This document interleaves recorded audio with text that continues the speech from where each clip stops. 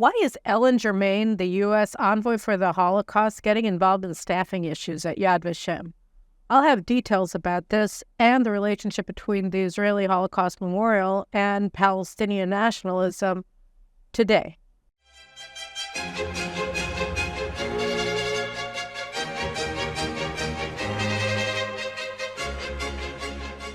Hi, over the weekend, something really weird happened. In Israel, we've gotten very used to the Biden administration placing itself in the middle of just about every domestic issue, whether it's judicial reform or economic issues. But we had something unprecedented happen over the weekend, which is that the U.S. Holocaust envoy, there's a job like that at the State Department.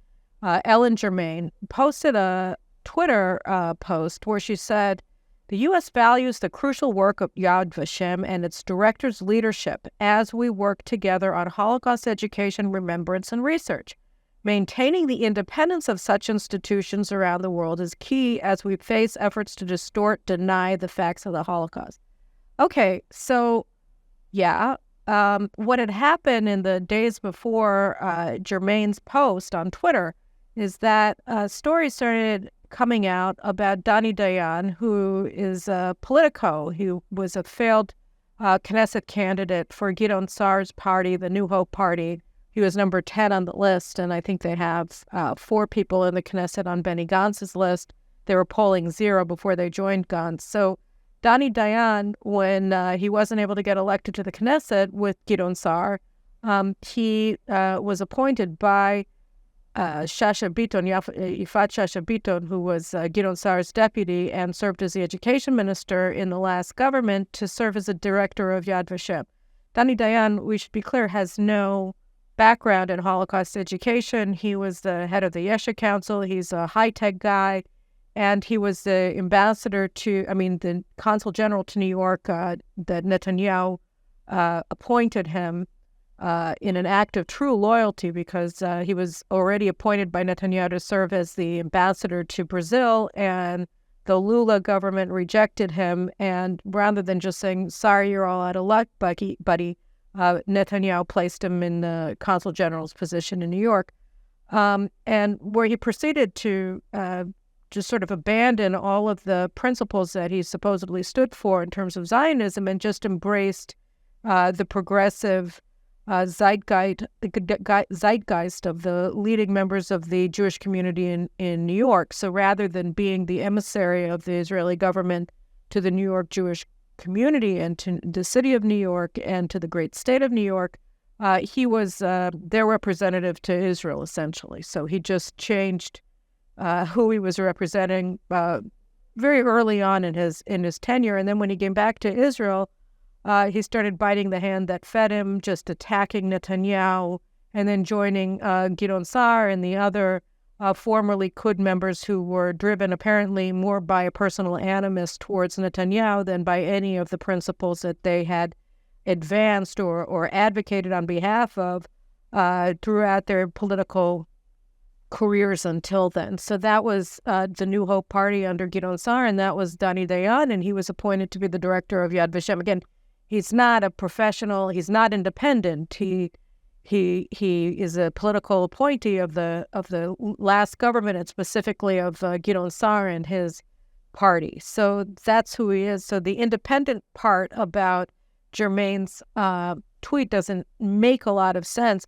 The other aspect of it is that the stories that had started coming out about Dayan that indicated that perhaps Education Minister Yoav Kish was interested in firing him and replacing him with somebody else had to do with a lot of reports of mismanagement, of somewhat of dubious decisions that he was making at the board of directors meeting that may or may not have been legal in terms of appointments and in terms of not inviting certain people who were supposed to be at the board of directors meetings and bringing in other people who weren't supposed to be there. And then after that, Kish and media organizations started getting anonymous letters from employees at Yad Vashem who were complaining about his mismanagement and apparent breach of ties between the museum in Jerusalem and the charitable organization that raises money for Yad Vashem abroad. So there were all kinds of different allegations that had nothing to do with politics. They had to do with whether he was a competent manager, whether he was a competent director of the Holocaust Museum, the official of this very important national institution in Israel. I just am turning off the sound on my cell phone, which I thought I had already done, but it worked out that I had not, in fact, done that. So sorry about that. But anyway, so these reports are coming out, and then all of a sudden we get this intervention from Ellen Germain. Oh, we must uphold Donnie Dayan has to be protected at all costs. And the question is, why is she doing that? Again, he's not a renowned scholar of the Holocaust that's being besmirched for political reasons. He's not, apparently, anyway, allegedly, he's not a very good director. He's allegedly grinding the finances of Yad Vashem into the ground and mistreating employees and all sorts of other things. So why would the Biden administration be interested in keeping him in his job to the point where, in an unprecedented manner, they were pressuring Israel openly for the government not to fire this political appointee of the previous government? And I'm not sure. In fact, I don't really know, but I do want to just mention something about Donnie Dayan and one of the early and really troubling, I think, decisions that he made shortly after he came in as director of Yad Vashem.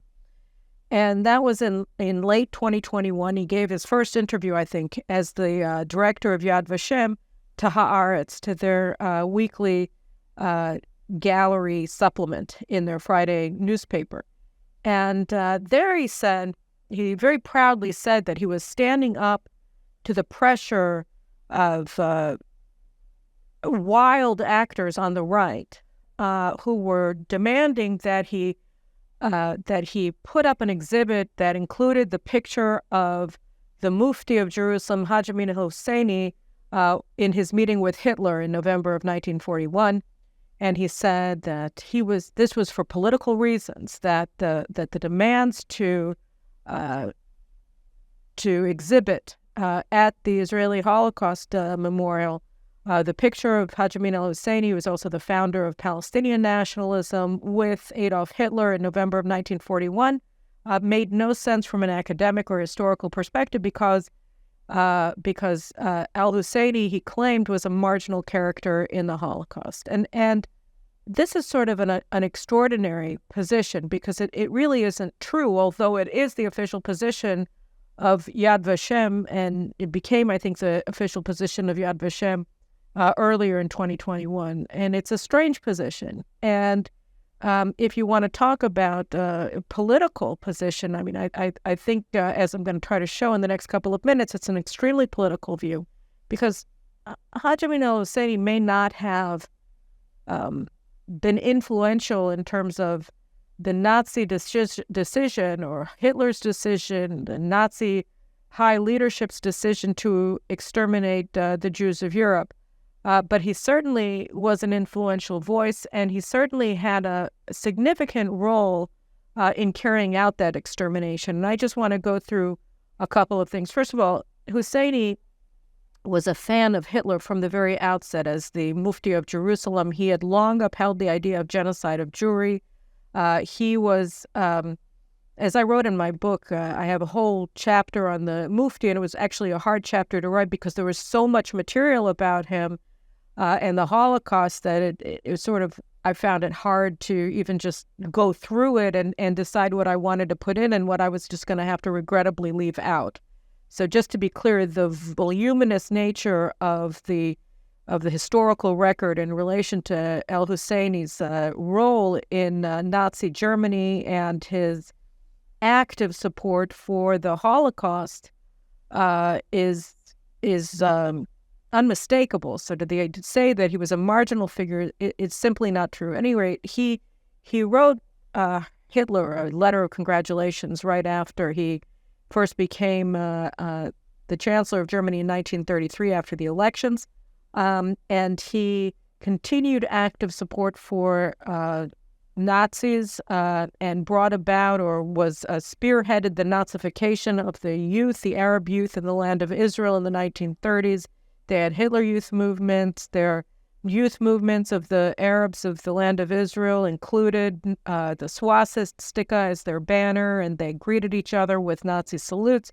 They were aided in this by the Templars, who were Germans who lived in Israel and were also in the 1930s and 40s very supportive of Hitler and of the Nazis, and very much identified with the Nazis. And that wasn't all. That was the sort of the social issue of it. He was very, very supportive of the Nazis, and he was the one who launched the Arab Revolt against the British in the 1930s, and from 1936 to 1939, he waged a terrorist war not only against the Jews of the land of Israel, but also against the British. And in 1937, after repeated requests for assistance, the Germans began actively funding the Arab terror war against the British and the Jews of the land of Israel. And as a result of that, the British put out an arrest warrant against him, and he was forced to flee the land of Israel in 1939, 1940.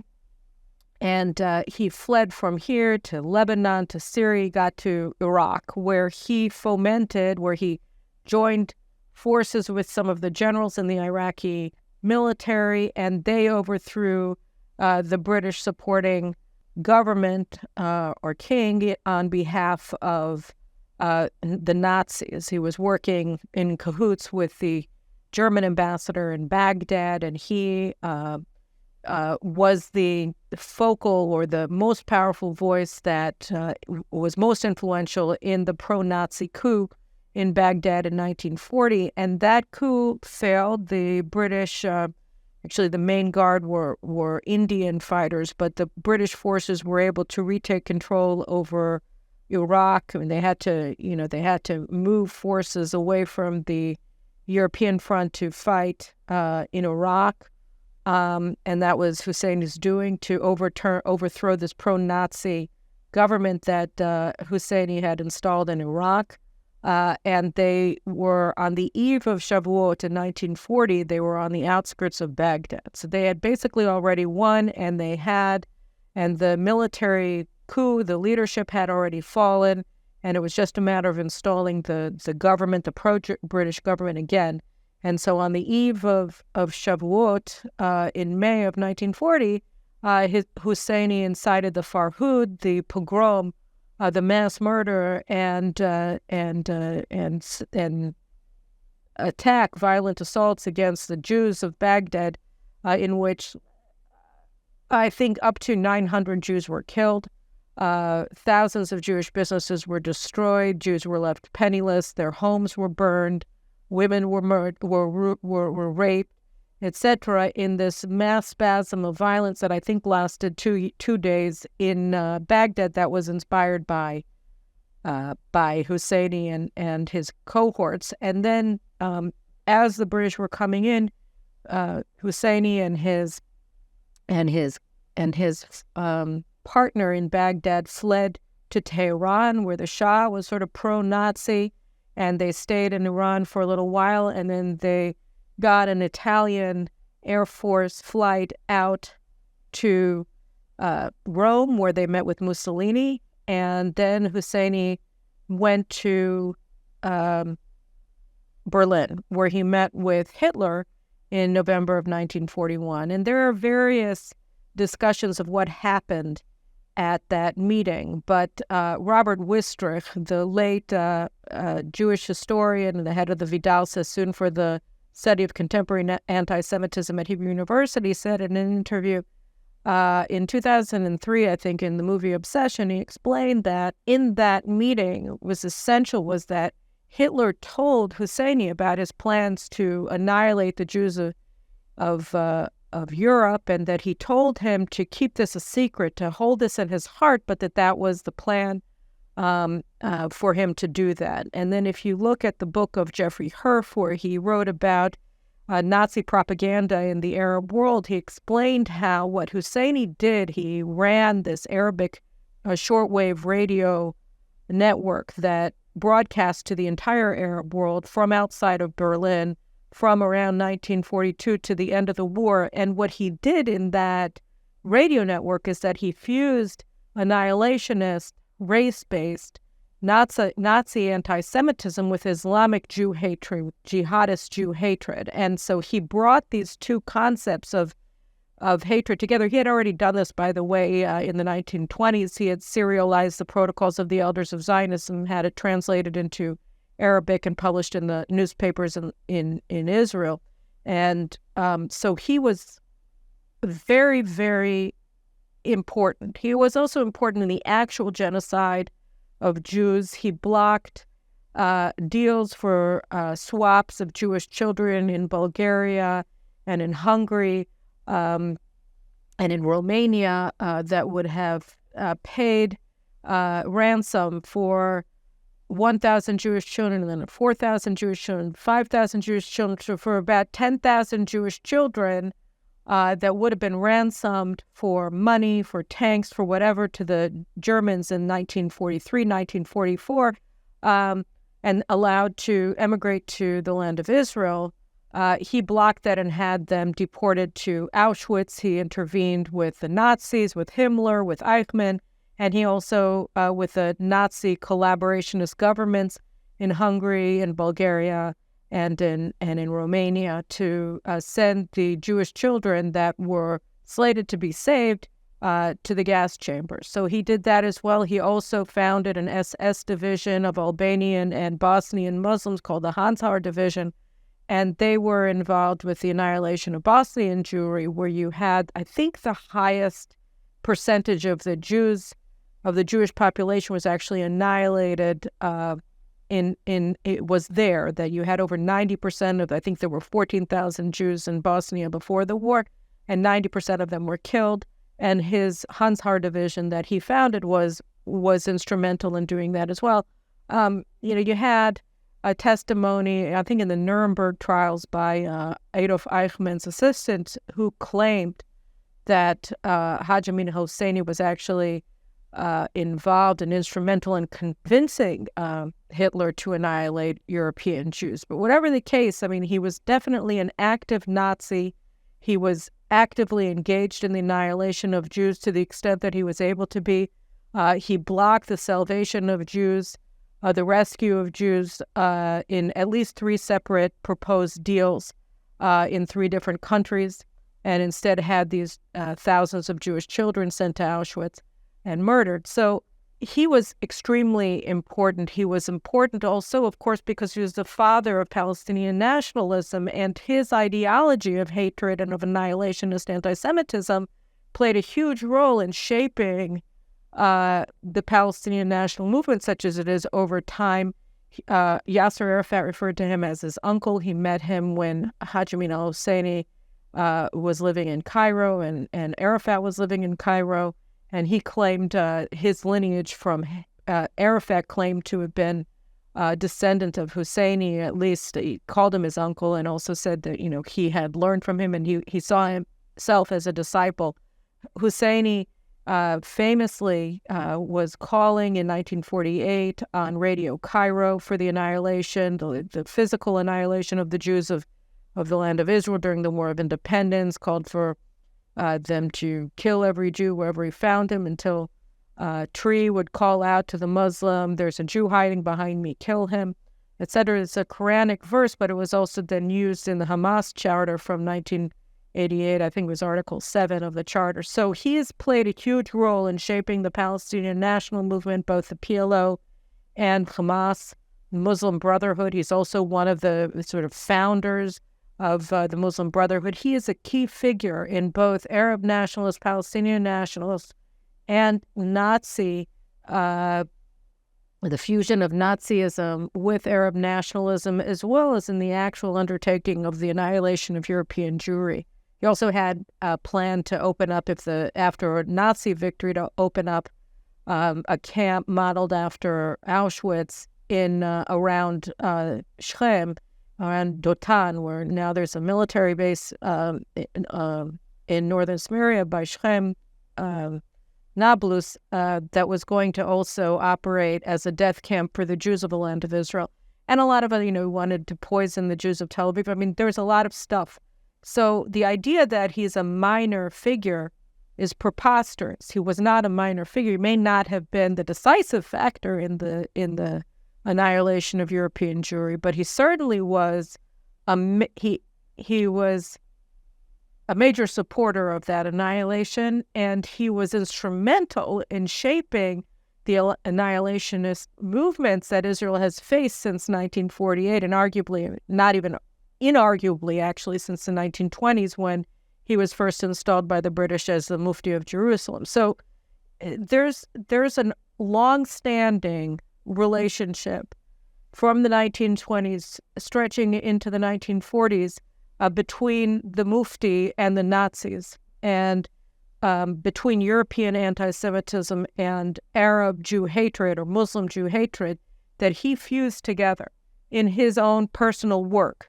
And so, I think that is very important. It's more important to my mind even than the issue of mismanagement, although mismanagement is very important to the degree that that's been happening under Dayan's leadership at Yad Vashem. And here we come to the political issue. Why would Ellen Germain be interested in maintaining Dayan as the director of Yad Vashem? Why is the United States government getting involved with who directs Israel's Holocaust Museum? And here I think, unfortunately, we see where the true politicization of the history of the Holocaust is coming in, where, I spoke last week briefly, let me just get his name up here, about this Israeli Holocaust professor at Hebrew University. I couldn't remember his name. His name is Amos Goldberg. And so he was attacking the German anti-Semitism czar or whatever for saying that anti-Zionism is a form of anti-Semitism, or for saying that calling Israel an apartheid state is a form of anti-Semitism, is an expression of anti-Semitism. And he said that's not true because Israel is an apartheid state. And I think that people like Amos Goldberg play a very large role in how Yad Vashem wants to treat or not treat the Mufti, and the direct relationship between Palestinian Arab nationalism and the Nazis. And I think that when you wonder why it is that people don't want to talk about this very key element of Palestinian nationalism, it's because you're not allowed to mention that the founder of the Palestinian national movement, Haji Mina Hosseini, was a Nazi. Because if you do that, then you're actually opening up an entire discussion about what the goal of the Palestinian national movement is. And you don't want to have that discussion if you want Israel to make concessions, strategically dangerous concessions to the Palestinian national movement. You don't want to have that discussion. You don't want to talk about that history. And I think that there really lies the key to understanding why the left is standing up on it, on its and rallying around Donnie Dayan, who, again, is not a Holocaust scholar. He is not an independent voice.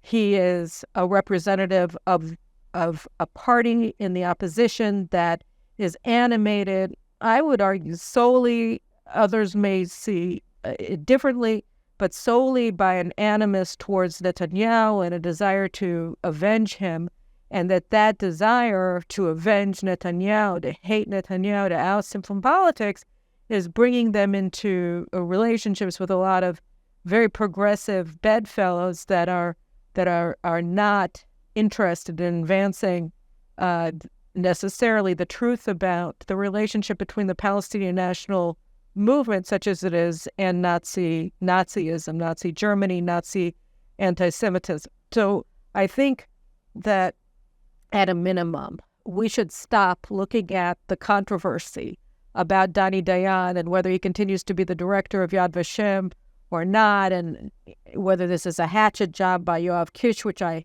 find very difficult to imagine, and understand a larger issue. For a very long time, until really recently, the one thing that sort of unified Jews from the far left to the far right, or however you want to look at the spectrum, religious, non-religious, reform, conservative, orthodox, ultra-orthodox, totally secular, was an appreciation of the magnitude of the Holocaust and a willingness to look at every aspect of that horrible disaster that befell the Jews. And I think that what we're seeing now in this saying that you're not allowed to look at this very important aspect, a major aspect of the Holocaust that has implications still to the present day, is very politically motivated. And that to the extent that Donnie Dayan decided that as director of Yad Vashem, he was going to secure the position of those who refused to look at the relationship between the Palestinian national movement from its inception until the present day with Nazi Germany, I think that, that explains a lot of this very weird uproar about any talk of him being removed from his position, unwillingness to discuss any aspect of his job, and of course, his unwillingness to discuss any aspect of the Mufti of Jerusalem, Haj Amin al-Husseini, in the annihilation of the European Jewries and the Arab world's taking that concept of annihilationist anti-Semitism and bringing it through his leadership, through his propaganda in the war, and then in subsequent years into the strategic doctrine of the Arab conflict with the Jewish state and the Palestinian national movement. So those are my thoughts on this very key subject. And I'll see you again next week. Take care.